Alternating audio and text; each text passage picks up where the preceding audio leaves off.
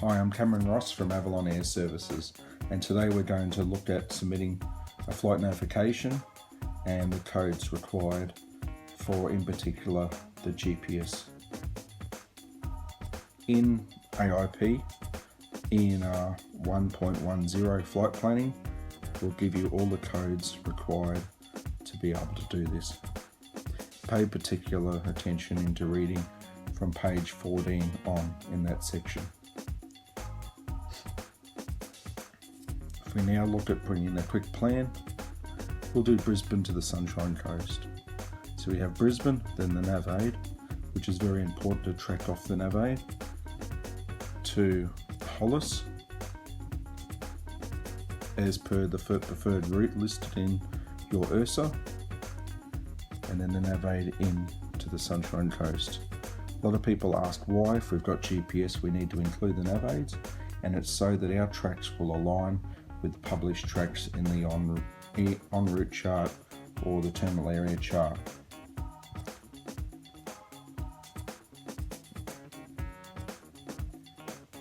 Happy with that, so we put done.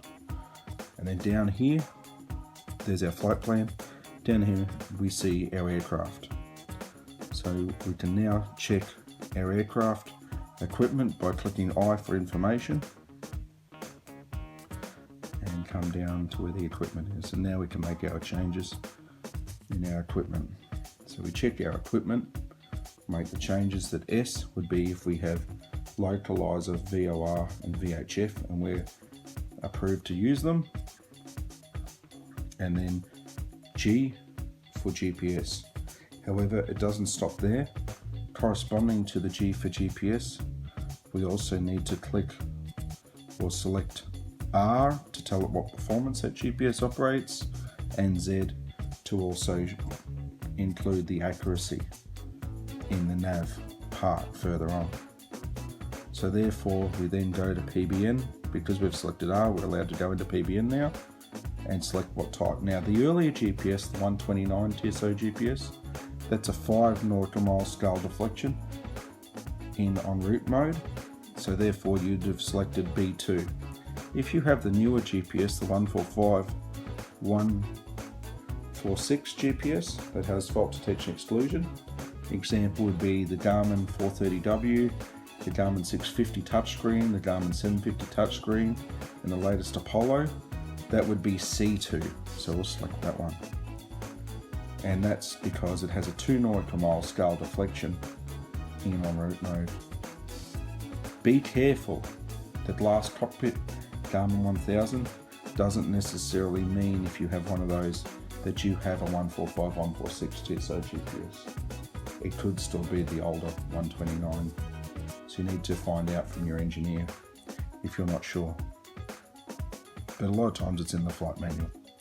Also, you need to go down and tell the notification that you have an RNP approach. So if you can do GPS approaches and you have that type of GPS, you can select S1 and show that it's an RNP approach. Make sure you don't select any of the other ones, because not only do they need aircraft approval, also company approval for most of those is required. So we're done with that.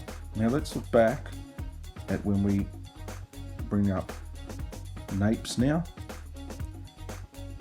that we will see, because we selected Z in Oz Runways, they'll automatically put in RNP2. That RNP2, when we selected Z, it went in, that information went in like that. That means 2 mile accuracy 95% of the time. That's what RNP2 stands for. And that's important that you enter that if you are using a program other than Oz Runways. You may be required to put that in manually in the nav section.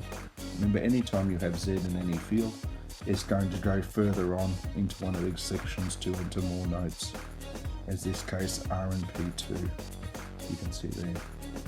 And you can see the other things we selected as well, like C2 and S1, and you can pull them, as I said, back up in AIP.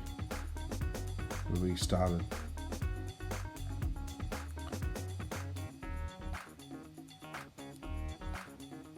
In this whole section here.